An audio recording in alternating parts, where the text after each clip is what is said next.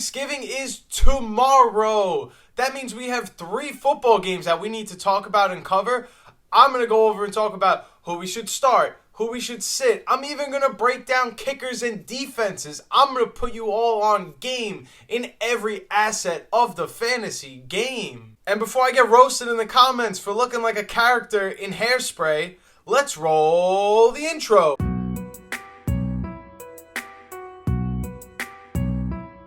Let's start with what I think is probably the easiest game to talk about and cover this week, the 4 o'clock matchup between the Giants and the Cowboys. Despite what CeeDee Lamb is saying about him being banged up, unfortunately, you have to play him. If you have Malik Neighbors, unfortunately, you have to play him. But the must start in this game is surprisingly the Cowboys defense. And no, you'll never hear me say that again the rest of the season. Maybe if you live under a rock, you haven't heard, but Daniel Jones has been released. And maybe you don't need to live under a rock or not for this one. Maybe you didn't know that Tommy DeVito is questionable going into a Thursday night game. So if Tommy DeVito does play, coming off of short rest, it's probably going to be a compromised Tommy DeVito. And if Tommy DeVito can't go, just when you thought it couldn't get any worse, right? That would mean we're going to see Drew Lock or even Tim Boyle start a quarterback for the Giants, which is crazy. This actually makes the Cowboys defense one of the best plays you could have this week now, where every other week it's like a disaster if you roll them out on Sunday, or in this case, Thursday. Normally I would advise or even heavily advocate for somebody to play a kicker if they're playing against the Cowboys, but unfortunately with the Giants in their current situation, I would say they'd be lucky to cross the 50 and even get in a field goal situation. So for that reason, I would say look elsewhere. If you needed a kicker this week, definitely play Brandon Aubrey. He's been absolutely solid all season long. No, he may not be the number 1 kicker who drops as many points as a starting quarterback did like in the beginning of the season, but you do have to play him. And for the running backs in this game, can start Tyrone Tracy, but I would say Rico Dowdle is an even better play this week. Again, I know it sounds crazy, but eventually they have to have a good game running the ball.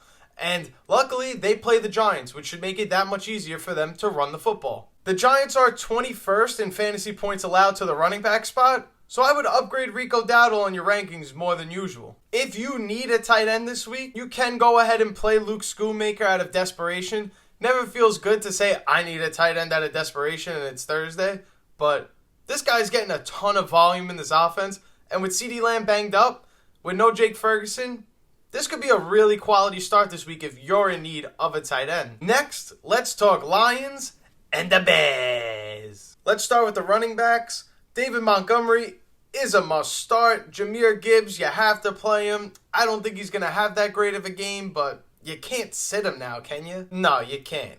But you can sit DeAndre Swift if you have him. I would advise not playing him this week if you could get away with that.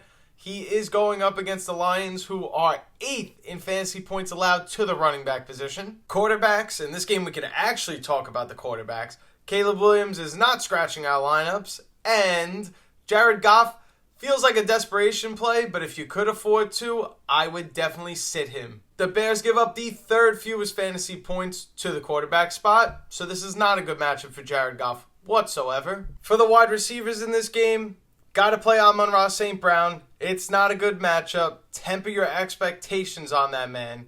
And then, got to play DJ Moore. He's a strong start.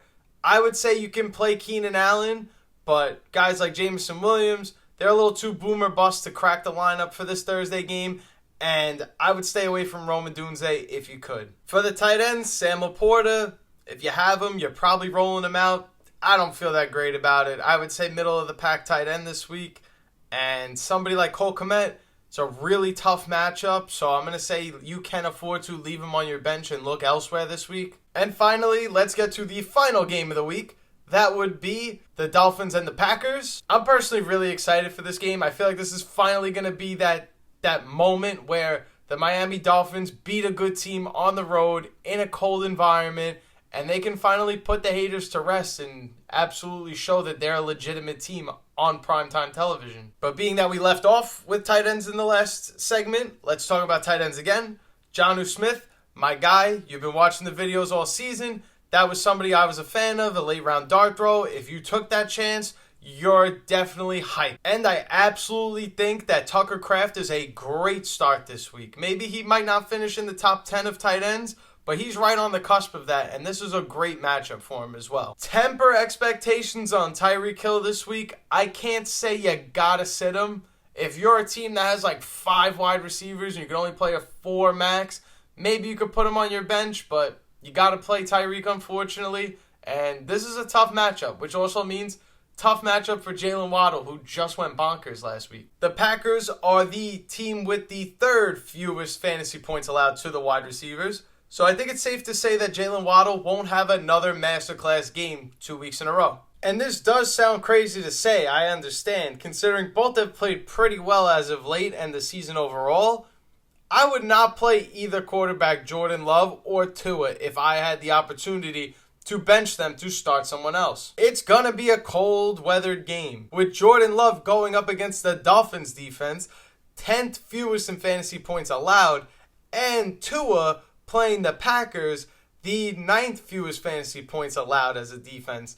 Both of these matchups are pretty tough, so if you can play somebody else, maybe an Anthony Richardson, maybe I would even say a Geno Smith, I would rather play those guys than run out one of them. But it's also not a good matchup if you're a Green Bay Packers wide receiver either. But I will say you can go ahead and play Jaden Reed with a little bit of confidence. And for Christian Watson and Dontavian Wicks, you can leave them on the bench. Yeah, you might see one of them have 21 points on your bench, but do you really want to be the guy who gets 0.4 or 2 points or 0 points the entire game because you took a chance on a highly volatile wide receiver? No. If you have Josh Jacobs this week in your fantasy lineups, congratulations, because you have an absolute smash player running back this week that could absolutely boom to be one of the best performances of this week. And if you have Devon Achane, it's not a good matchup, but you obviously have to still play him anyway. The Dolphins kicker Jason Sanders has been phenomenal over the last few weeks, but you know what?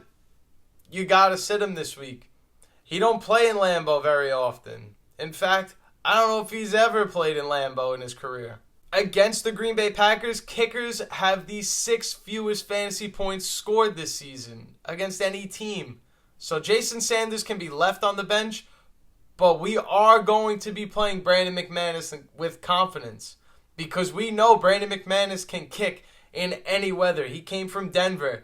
He's about that life when it comes to kicking in ill-weathered games. And that's all I have for our Thanksgiving special this year. I just want to say how thankful I am for every single person that's watched the video, commented on a video, and even all my subscribers. Thank you guys so much. Without you, none of this could even be possible. There would be no Outlier Fantasy without your love and support. So thank you. And if you're new to the channel, maybe I'll tell you how much I appreciate your love and support in the next video if you hit subscribe down below. And if you find this guy who looks like he just came out of the movie Hairspray amusing, or you like the content, make sure you smash that like button for me. I would truly appreciate that. And for all my viewers, have a very happy Thanksgiving.